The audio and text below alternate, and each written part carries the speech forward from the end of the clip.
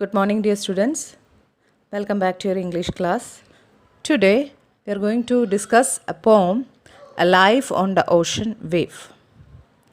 The poem is written by A.P. Sargent. He was an American editor, poet, and playwright. One day, Sargent was walking in a park near the harbor in New York City, watching the ships enter the harbor. This scene inspired Sargent to write this poem. When Sargent showed the words to Henry Russell, he dashed to the piano and almost immediately set the words to music. The song became popular in both the United Kingdom and the United States of America. So, this is the inspiration to write this poem. ഒരു ദിവസം Sargent the poet was walking in a park near the ഹാർബറിനടുത്തുള്ള New York സിറ്റിയിലെ ഹാർബറിനടുത്തുള്ള ഒരു പാർക്കിൽ കൂടെ ഇദ്ദേഹം നടന്നു വരുമ്പോൾ he saw the ships enter the ഹാർബറിലേക്ക് ഷിപ്സ് വരുന്നതായിട്ട് ഇദ്ദേഹം കണ്ടു. This scene inspired Sargent to write this poem. ഇതാണ് അദ്ദേഹത്തിനുണ്ടായ ഇൻസ്പിറേഷൻ. ഈ പോം റൈറ്റ് ചെയ്യാനുള്ള ഇൻസ്പിറേഷൻ അങ്ങനെയാണ് അദ്ദേഹത്തിനുണ്ടായത്. അതിനുശേഷം he showed the words to Henry Russell. അദ്ദേഹം ഈ വരികൾ ഹെൻറി റസലിനെ കാണിക്കുകയും അദ്ദേഹം ഇത് മ്യൂസിക് ആക്കുകയും ചെയ്തു. അത് ഓൾമോസ്റ്റ് പോപ്പുലറായി യുണൈറ്റഡ് കിങ്ഡമിലും യു കെയിലും at the same time United States of അമേരിക്കയിലൊക്കെ ഈ പോം ഭയങ്കര ഫേമസ് ആയി.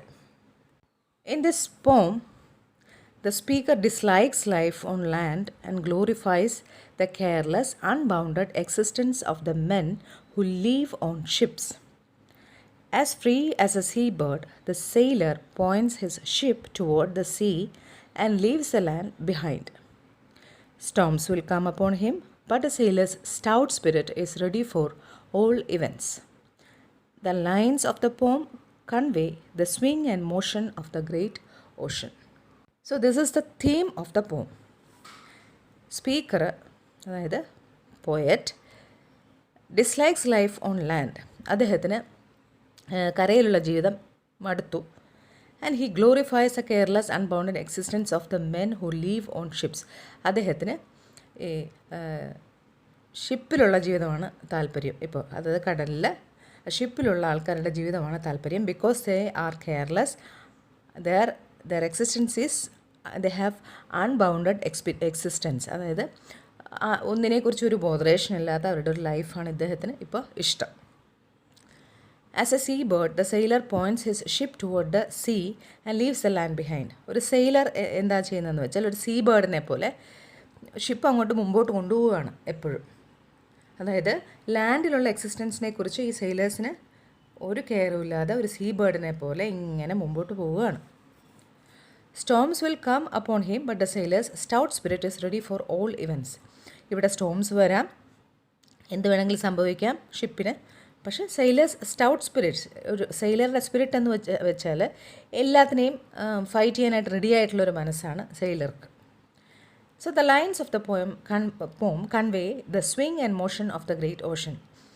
ഇതിനകത്ത് ഈ പോമിൽ കാണുന്നത് ഈ ഓഷൻ്റെ സ്വിങ് ആൻഡ് മോഷൻ, വളരെ മൂവ്മെൻറ്റ് ഓഫ് ദ ഓഷൻ വളരെ ഭംഗിയായിട്ട് കാണിച്ചിട്ടുണ്ട്.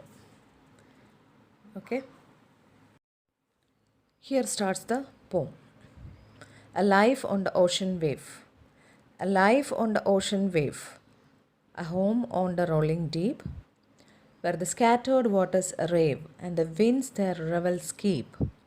Like an eagle caged, I pine on this dull, unchanging shore. Oh, give me the flashing brine, the spray and the tempest roar. A life on the ocean wave. Ocean waveലുള്ള ഒരു ജീവിതം.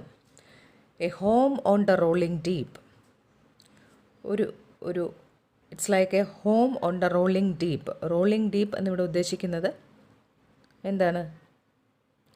സീയാണ്, കടലിലെ rolling deep എന്ന് വെച്ചാൽ വേവ്സിനെയാണ് അവിടെ ഉദ്ദേശിക്കുന്നത്. Where the scattered waters rave. കടലിൽ water ഇങ്ങനെ സ്കാറ്റർ ചെയ്യുന്നു. എങ്ങനെ? In an enthusiastic way. Where the scattered waters rave. ഇവിടെ ഓഷനിൽ വാട്ടർ ഇങ്ങനെ സ്കാറ്റർ ചെയ്യുകയാണ്, ഇങ്ങനെ തുള്ളിത്തെറിക്കുകയാണ്. in an enthusiastic way. And the winds their revels keep. ഇവിടെ കാറ്റ് വീശിയടിക്കുകയാണ്. എങ്ങനെ? with in noisy and energetic in a noisy and energetic way. അങ്ങനെ വളരെ എനർജി ആയിട്ട് അവിടെ കാറ്റ് വീശി അടിക്കുകയാണ് കടലിൽ. അപ്പോൾ like an eagle caged I pine. അതുകൊണ്ട് അപ്പോൾ ഞാനിങ്ങനെ ഒരു കൂട്ടിലടയ്ക്കപ്പെട്ട ഒരു ഈഗിളിനെ പോലെ വിഷമിക്കുകയാണ്. On this dull and changing shore. ഈ കരയിലെ ജീവിതം എനിക്ക് മടുത്തു. അതുകൊണ്ട് തന്നെ ഒരു കേജഡ് ആയ ഒരു കൂട്ടിലകപ്പെട്ട ഈഗിളിനെ പോലെ ഞാനിങ്ങനെ എൻ്റെ ഈ കരയിലെ ജീവിതം എനിക്ക് മടുത്തിരിക്കുകയാണ്. Give me the flashing brine. അതുകൊണ്ട് എനിക്ക് സീ വാട്ടറിലെ ലൈഫിനോട് ആണിപ്പോൾ താല്പര്യം. ഫ്ലാഷിംഗ് ബ്രൈൻ ഉദ്ദേശിക്കുന്നത് ഇവിടെ വേവാണ് ഉദ്ദേശിക്കുന്നത്. Give me the flashing brine എന്ന് പറയുന്നത് വേവിനെയാണ് ഉദ്ദേശിക്കുന്നത്. The spray and the tempest's roar. The spray എന്ന് വെച്ചാൽ ആ കടലിൻ്റെ വേവ്സിൻ്റെ തെറിക്കുന്നില്ലേ, സ്പ്രേ, ആ സ്പ്രേ ഓഫ് ദ തുള്ളിത്തെറിക്കുന്ന ആ വേവ്സിൻ്റെ തുള്ളി തെറിക്കൽ. And the tempest's roar. Tempest എന്ന് പറഞ്ഞാൽ വയലൻറ്റ് സ്റ്റോമിനാണ് ടെമ്പസ്. ആ ടെമ്പസ്റ്റിൻ്റെ ആ വീശിയടിക്കൽ, ഇതെല്ലാമാണ് ഞാനിപ്പോൾ ഇഷ്ടപ്പെടുന്നത്. ഒരു കൂട്ടിലടയ്ക്കപ്പെട്ട ഒരു ഈഗിളിനെ പോലെ ആണ് ഇപ്പോൾ എൻ്റെ അവസ്ഥ. ഞാൻ ഈ കരയിലെ ജീവിതം മടുത്തു. എനിക്ക് ഓഷൻ വേവിലെ അല്ലെങ്കിൽ ഓഷനിലെ ജീവിതമാണ് ഞാൻ ഇഷ്ടപ്പെടുന്നത് എന്നാണ് ഇവിടെ പോയറ്റ് പറയുന്നത്. So if you summarise the stanza we shall say like this. The poem talks, or the poet talks about a sailor's longing for the sea.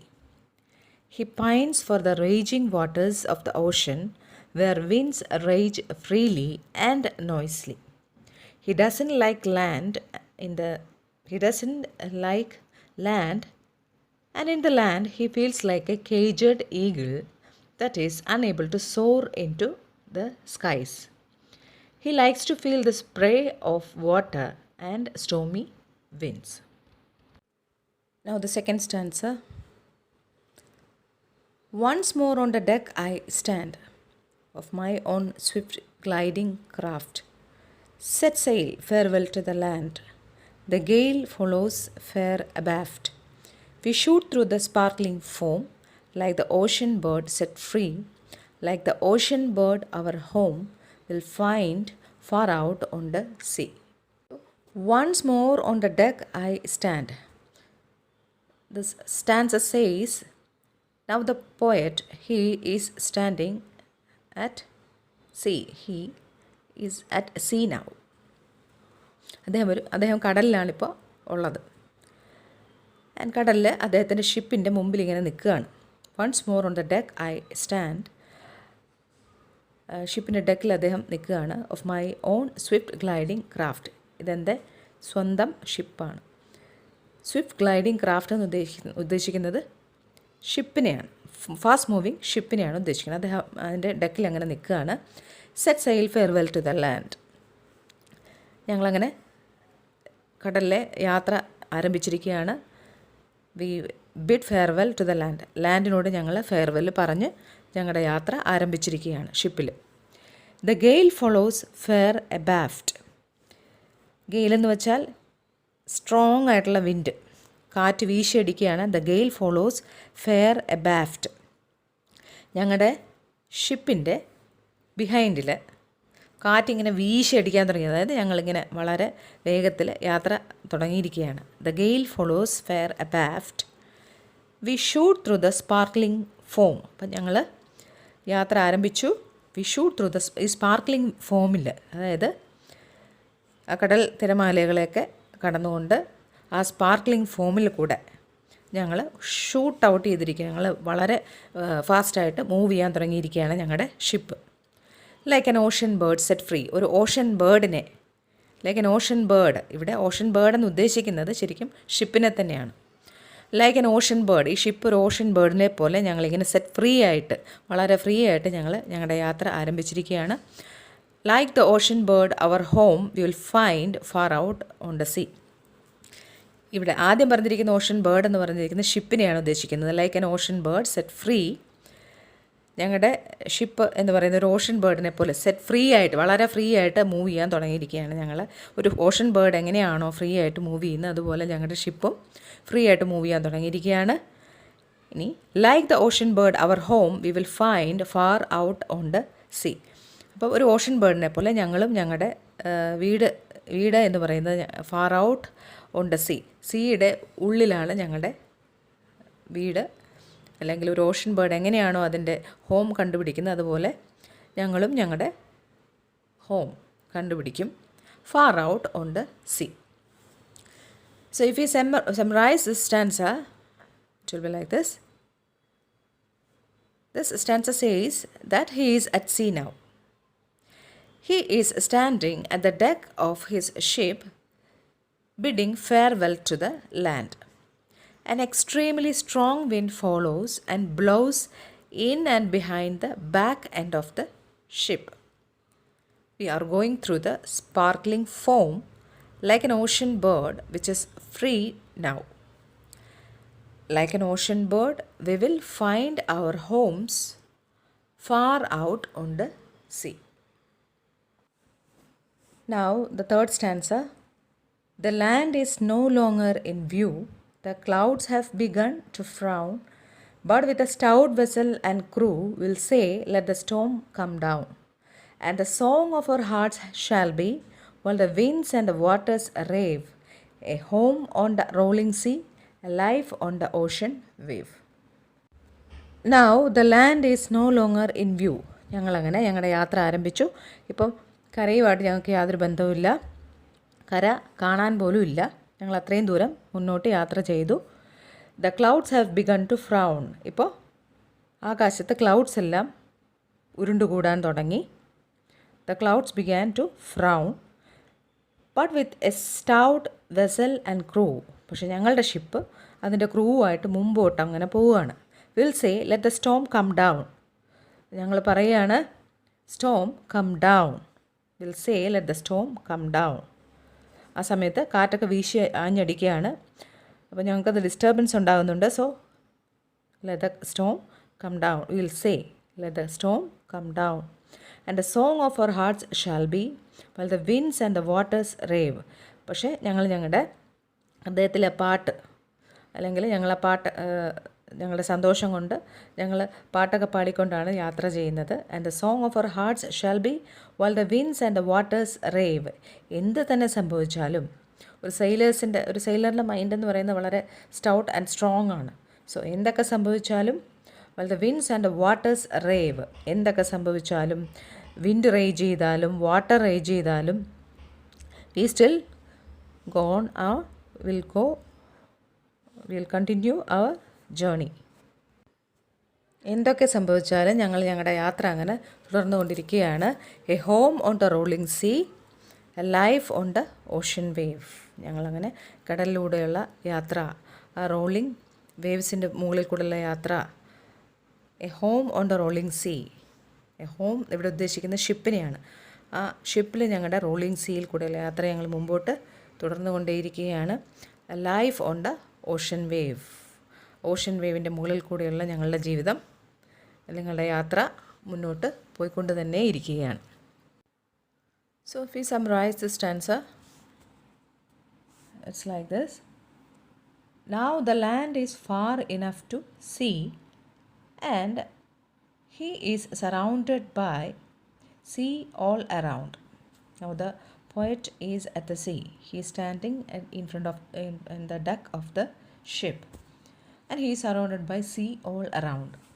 The clouds started to moving threateningly, but challenges this, whatever the challenges comes, we will face it, even the heavily laden clouds, because he knows his ship and crew are strong enough to hold against any storm.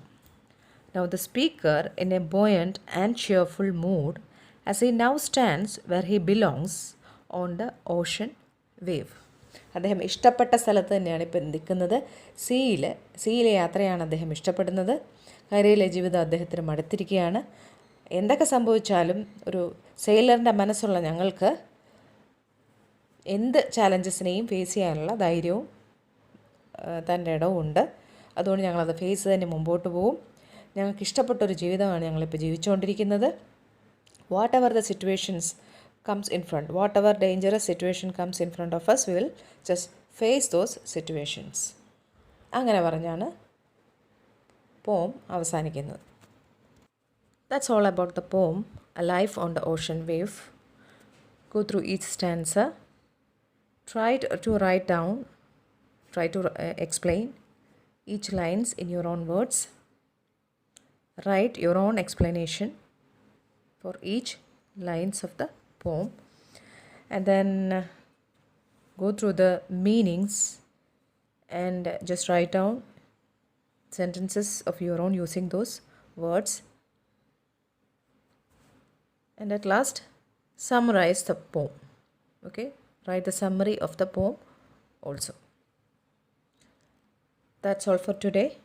See you in the next class. Thank you. Goodbye.